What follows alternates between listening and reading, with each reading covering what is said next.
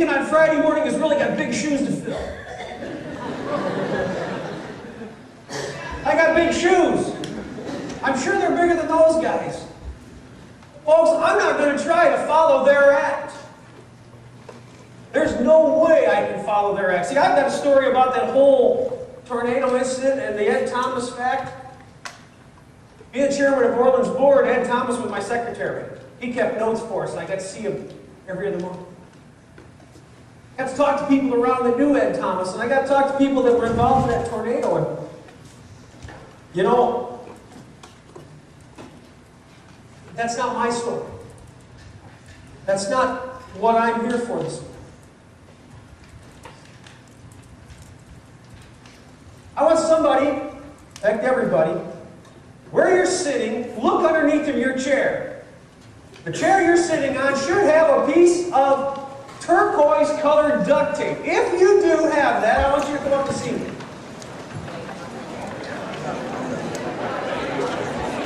If you're not sitting in a chair, too bad, you missed the opportunity.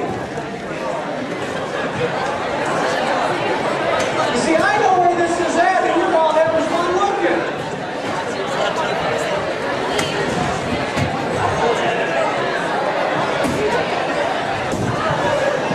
Anybody find it yet? Then to look in the row right in front of you. Hey, she found it!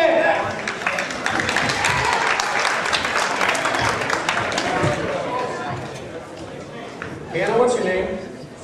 Hannah. Where are you from? Wisconsin? What part of Wisconsin? Hayward. NCO. Who's your head cheese up there? You know what? It pays the Bible quiz.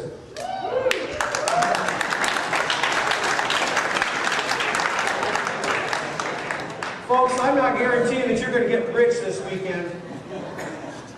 But I am guaranteeing that if you put God's Word inside your heart, you're rich already. You're rich beyond everything. I'm going to play Chad. Somebody get those. You see, when I was born a small white child. Believe it or not. I was born in Illinois. Don't hold that against me. I'm not an Iowegian. I'm actually, well, technically I was actually born in Iowa, but lived in Illinois. Hold on, sir. As I was growing up, I was a husky boy. Some of you know what I'm talking about. I was husky. You see, as I was growing up, I was also growing out. When I was a freshman, I was 5'5" and 185 pounds. The word today is he was a big boy.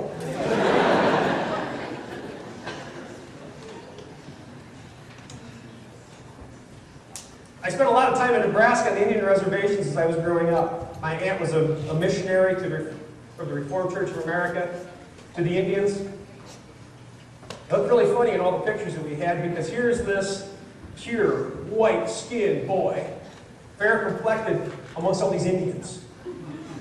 I don't know the name they had for me, but I'm sure it was kind of hilarious to them. But I spent a lot of time running around those guys and seeing what my aunt did.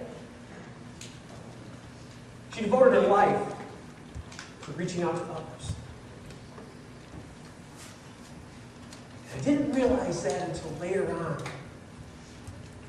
As I was getting a little older, I started going on church weekends. Traveling all over the Midwest. And I was going to all these different churches. But see, I wasn't interested in Jesus at that time. I was more interested in the wine, the women, and the song. I loved to eat, as you can tell by my husky frame at that time. Okay, the women, I'm not going to go any farther. And I love to sing. Those are the three things I was interested in. But boy, was I obnoxious. I was loud, I was arrogant, I was interrupted. I caused our youth leaders just fits. In fact, he went to my mom and dad at one point and he said, "Don't take Roger along with you." He said, he just bothers everything. But what I was looking for attention. I was craving something. I had a loving mother and father, great home life. I went to a small school, had a lot of friends, but I just wanted something. You see, at that point, every time the church doors were open, we went. I rode with Mom and Dad to church, we went. Every time there was a youth group function, I went. Every time there was some potluck, I went. Every time there was something else going on at church, I went. And I can remember coming home from one of these weekends, and I'm sitting in the back seat. Something just all of a sudden said, "Hey, guess what, Mom and Dad? I'm a man now."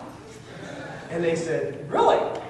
I said, "Yeah, I can sing the 3 hymns of faith in the bass line." And they all went, "The 3 hymns of faith?" And I said, "Yeah, How Great Thou Art, Amazing Grace, and Blessed Assurance." I can sing all 3 of them in the 3 hymns in the bass line. Well, for some of you, you probably don't know what hymns are.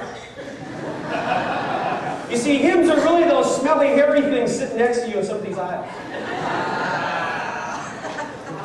You see, the hymns are something that were back in the dark ages. I saw somebody walking around with a Martin Luther shirt on last night. Now that was kind of cool. Hymns are from the old days. Now we have contemporary music. But you know what? They're making some of the new contemporary songs out of the old hymns. The Amazing Graces and Come Thou Fount and Glorious Day. Popular songs are actually hymns. Well, you see, in high school, I wanted to be the center of attraction, and I wasn't. But boy, I sure tried to make it my point. I tried to get there. I hung around with the older kids. And being a husky kid, I bounced real well. I rolled down a couple flights of stairs twice. Because I was always wanting to be accepted. Or maybe it was the bumps on the head from bouncing down the stairs, or maybe it was just the fact of maturing. I started looking at girls in a different aspect, a different attitude. All through my high school days, I can count how many dates I had on one hand. In fact, if I get rid of a couple of fingers, I can count. And then this girl shows up to the high school. Boy, were we going to impress her. We were knocking the ceiling tiles out of the hallway with our heads. Jumping up and down, knocking them out. One of the kids I hung around with, he hurdles the drinking fountain. And we were going to impress her. Do you think she was impressed? She thought we were nuts. She was impressed.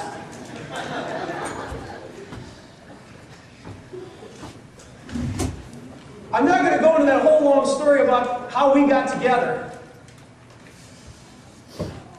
Oh, no. Way too embarrassing. Way too embarrassing. Needless to say, this girl and I ended up dating. And one Thanksgiving day, we were dating, and we went to my Thanksgiving reunion, and we came home, and we're sitting in her driveway. She has this quarter-mile-long driveway and all these little bumps and bumps. We're sitting in the driveway. She looks at me and she says, "I'm going to give you the ultimatum. Either me and Jesus, or neither of us." Remember I said I was looking for acceptance? I just got cut off. Boy, did I get shut down. That ultimatum made me choose.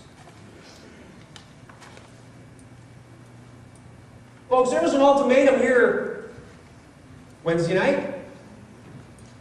And there was an ultimatum given here yesterday morning.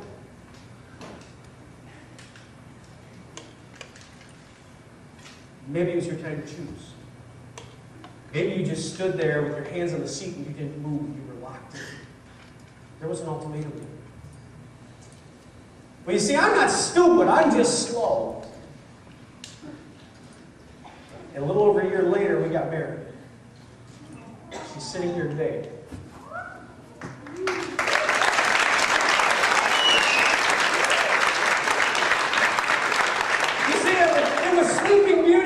Prince Charming got married that day.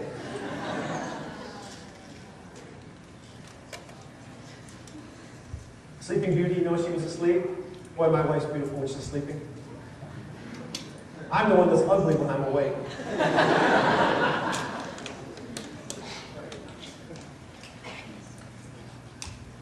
We thought, boy, this is just going to be great. We're going to live happily ever after. Not. How many of you are married out there? Yeah. How many of you agree with that marriage is not smooth? How many of you agree that it's not Prince Charming and Sleeping Beauty? Sometimes you can be pretty ugly with yourself, can't you? Kids, this is a word to go to celibacy. No, that's it.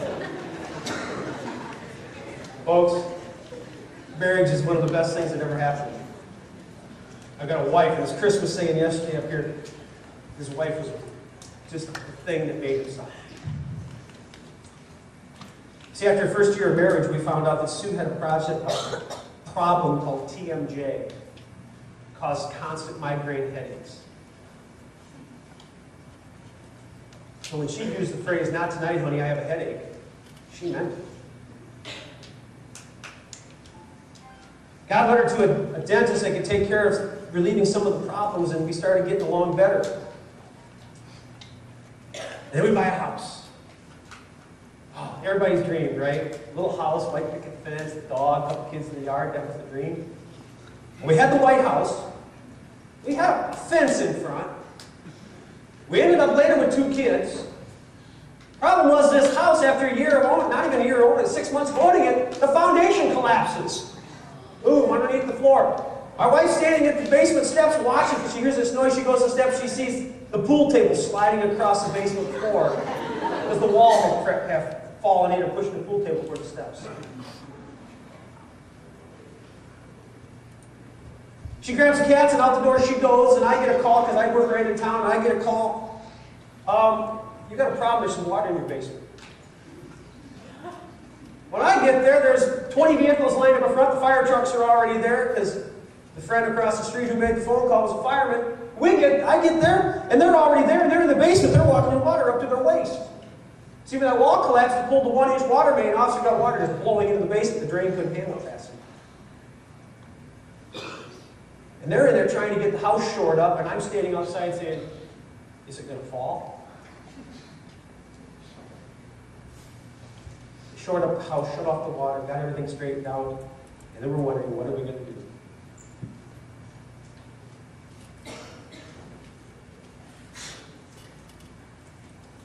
A short time later, a very good friend of ours came in the door, and he said, "Hey, I know why your house didn't fall down." "Really?" He said, "Yeah, it was built on a firm foundation." And I'm looking outside, I'm in the basement, I'm looking out, and I'm seeing the cars drive by the street. He said, "Your house was built on a firm foundation." And I said, "Really? Where's the wall?" I said, No, not concrete. He said, "I'm talking about the firm foundation, the rock of Jesus Christ."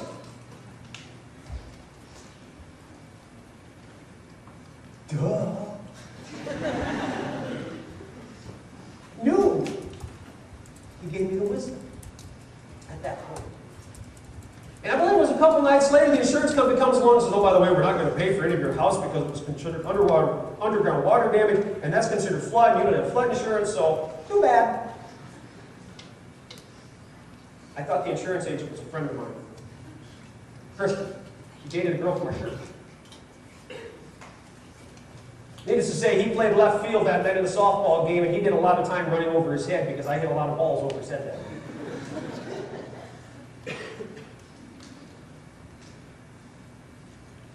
Through the whole process, we had to find out what we were made of.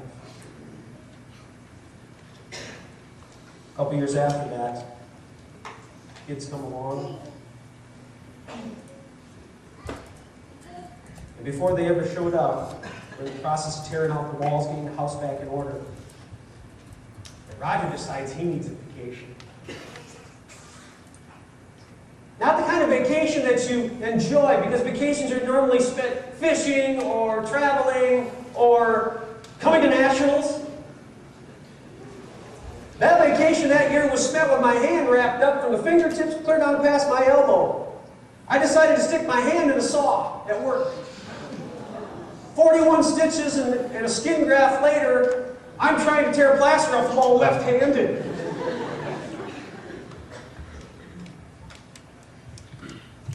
I still have the scars today to remind me. All the time we're wondering, what's God got up to this? You see, I could have lost a whole hand and all I did was some skin and a little feet.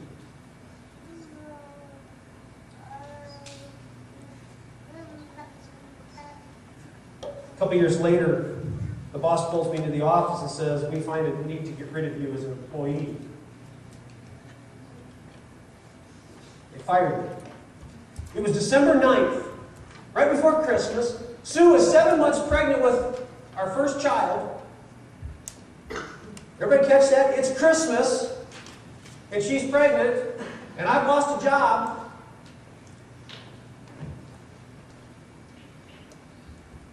And I'm starting to wonder why.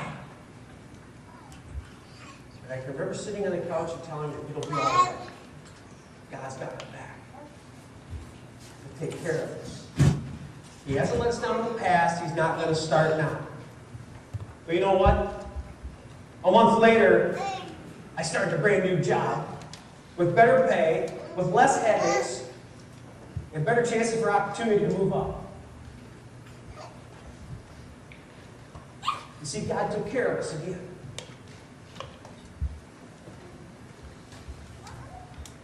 Life just kind of went on. We had our second child at that point. In fact, when I got that first job, second job after that, they paid the insurance for the hospital bills, the tablet. I'd only worked there a month. They took care of it. And then 5 months later, all of a sudden, my wife says, honey, guess what? I'm pregnant. And I said, how'd that happen? And she says, I think you know. And I said, well, I know how it happened. I want to know how it happened. 9 months later, Josh comes along. And we're thinking, boy, this is just great. Everything's just going along smooth. We're going to be great. And the house is back on, and we've got bills to pay, but it's just life. Kids are healthy, and that was important. And then comes a phone call from the boss and says, we want you to move to Iowa. You're going to become a manager in a lumberyard out there. You see, before I'd been an assistant manager, and I thought my boss and I were pretty good. We were pretty good together. And they moved me to Iowa. Moved out there, and I thought everything was just going to be great. I was in a new job. I had some, just sky was the limit for me. And all of a sudden, at that point, 3 years into my job, I get a phone call saying that the boss and one of the vice president's companies is coming out to see me the next day. I knew what that meant. I packed up all the stuff in my office, took pictures off the wall, took everything out, took them home that night, and I walked in the wife and I said, I fired.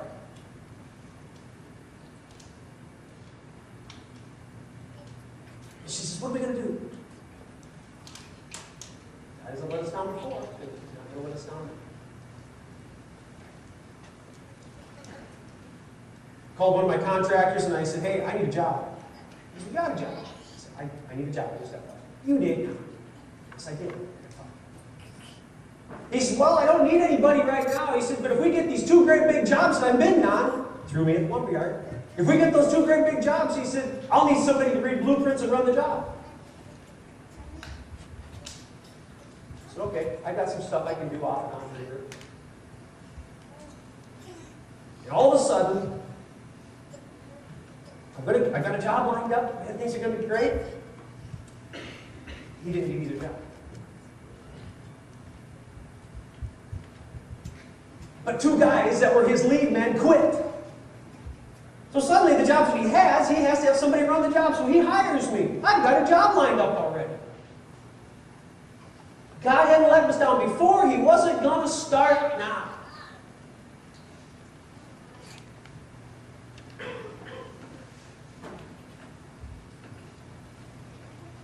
About that time, Orland says, hey, how about you go to Nationals? See, we've been doing quizzing, junior quizzing. Kids were getting a little older. Orland says, why don't you go to Nationals? So where's it at? It's in St. Louis. 2001. We get to Nationals. We've got our 7 girls on our team. 7 junior high girls. 4 6th graders, a 7th grader, and 2 8th graders, and we're going to Nationals for the very first time. And I remember sitting in a quiz site, sitting behind one of the quiz masters, sitting behind Jack Hager, and our team comes walking in the door. And says, hey, my team's here. And he looks at me, and he looks at the girls, he looks at me, and he says, that's your team? I said, yeah, that's my daughter, my wife, and our team. And he turns around, and he looks back at me, and he says, you either got guts or you're nuts. And I just said, yep. You see, we didn't know any different.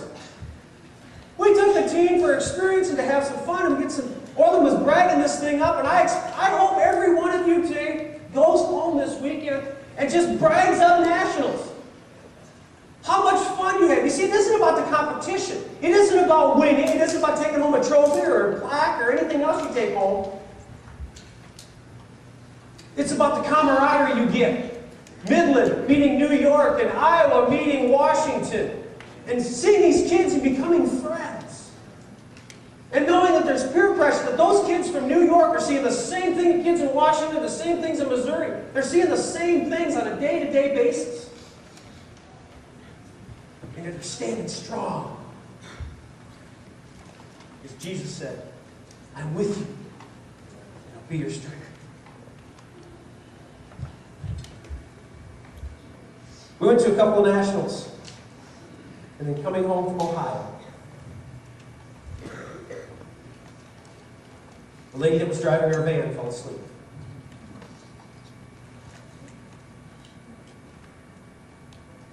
"6:30 in the morning on Interstate 80, right outside of Iowa City. She falls asleep at the wheel, and she head-ons one of the big cement and steel culverts. Our full-size van that got terrible gas mileage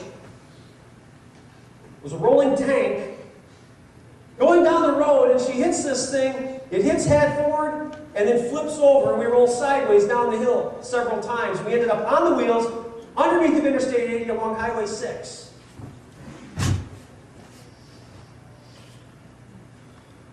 Seven of us in the van, and all 7 of us walked up the hill.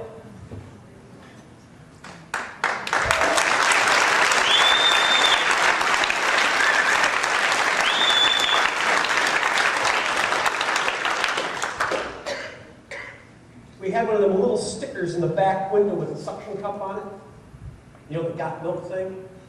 We had one of those in the back window that says, Got Jesus? One of the paramedics comes to the hospital. He's got that in his hand. He hands it to me. He says, I think this guy was. Amen.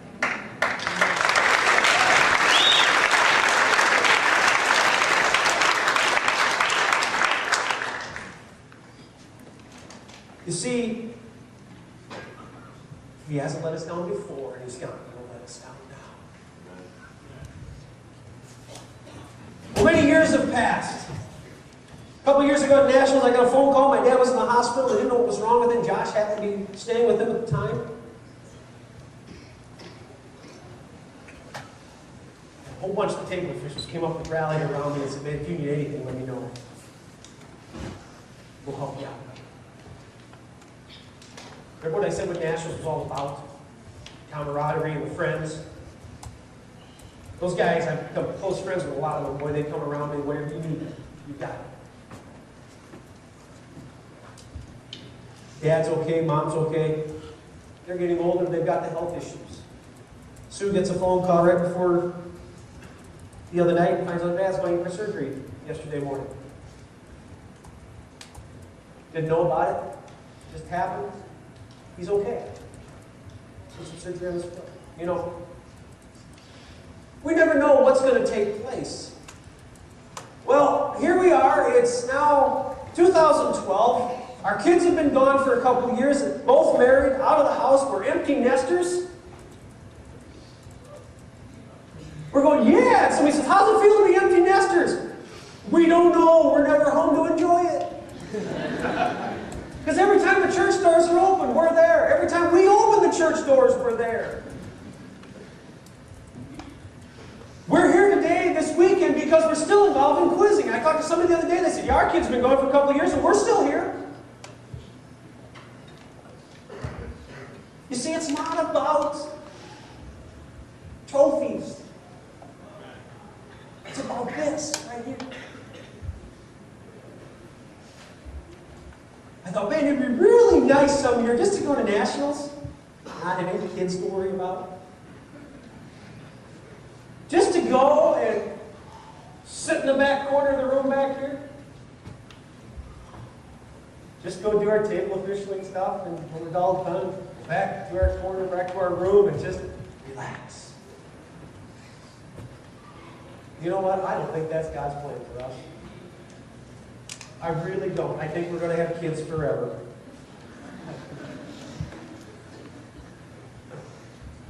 You know, we've got last year, right before nationals, and I want to close in this section. You see, I had this bronchial thing and I couldn't breathe. So I go to the doctor because I just had no energy. Went to the doctor and I said, man, I got to get rid of this stuff. You know, I had it at Christmas time. Josh had gotten married. I need to get rid of it. I need to sing at his wedding. Give me some medication. Got to feeling better. February rolls around and I've got the same garbage again. So I go back to the doctor and he gives me another prescription. I get the prescription. He says, take 2 tonight. When you first get home, take another one right before you go to bed, and then start the routine. Had our quizzing supper that night, fundraiser.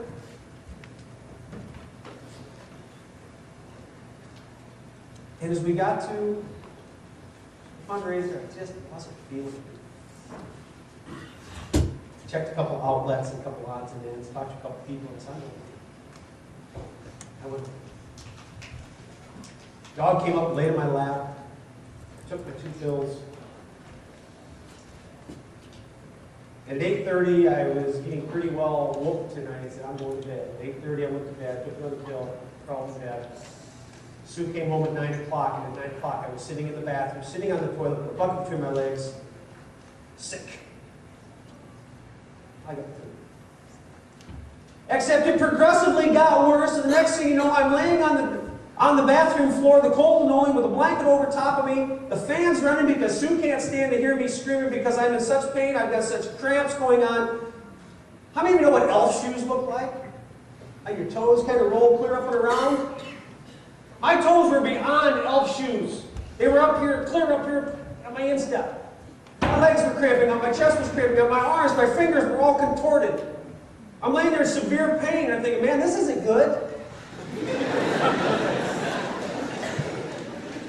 And as I'm laying there in total pain, and the cramping, and not being able to hardly move except to get up and be on the toilet, and then not even be able to sit because I'm in such pain I can't hardly get there, and then I fall to the floor and cover myself up.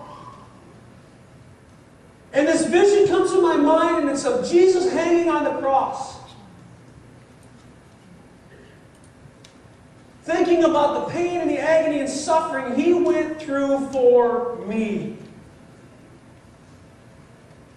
And I thought to myself, there is no way that this can be even close to what He went through.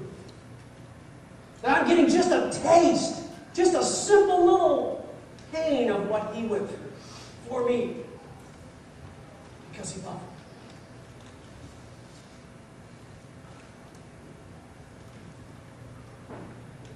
The next day, the wife takes me to the hospital. The minister and youth pastor had to carry me to the car. They took me to the hospital. They started pumping IV in me, and they shipped me down to a bigger hospital. Didn't know what was in that. 2 days later, I'm feeling fine, and they ship me home. I was fine. It's a viral. 2 days later, I'm back in the same position on Saturday. I got better. Didn't go to the hospital that time. My wife nursed me through. 2 days later, on Monday, I decided I'm going to go back to work because I'm feeling pretty good. And I go back to work. I'm going to sit in the office all day, just do paper. And I'm sitting in the office, and about noon, I thought, oh, I'm getting kind of hungry. I'm going to eat something to eat. I grabbed something to eat. And by 3 o'clock, I was just getting sick to my stomach. I was just bad shape. I started to cramp up. I got eaten whole. I made it less than 2 miles outside of town toward my house. The highway was beating me up with blacktop in Iowa. And I'm turning down a gravel road because it was going to be softer. Half mile down the gravel road, I couldn't go any farther. I finally had to push my door out in front of somebody coming down the gravel road so that she couldn't go past me. She had to stop. Before Sue could get there, the ambulance gets there, and they're all there about the same time. They put me in the ambulance and said, we're going to the hospital. We'll take you back to Waterloo. But if we decide to go hot, don't try to follow us. You see, they were thinking it was something really serious. 3 days later, I'm feeling fine. Come to finding out, I had an allergic reaction to cephalexin. A severe allergic reaction. I got better. I'm here today. I just know not to touch cephalexin. In fact, Sue the other day had this garbage, and the doctor gave her cephalexin, and I said, I'm not going to kiss you. I don't want to get sick. Now, folks, if I get nothing else across to you today, you see, our strength of character doesn't show up until there's adversity in our life. You see, the people around you are watching you to see how you handle. They know how you handle things when things are going good. But you've got to be able to show them your strength of character in Jesus Christ when adversity is bad. You see, you can stay when it's good, but you need some help when it's tough. Jesus said, I will never leave you or forsake you. And He's never let you down before, and He will start now.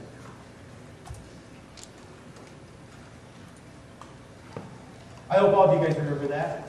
I hope someday that each and every one of you will be able to be a help to someone, whether you know it or not. Practice it now.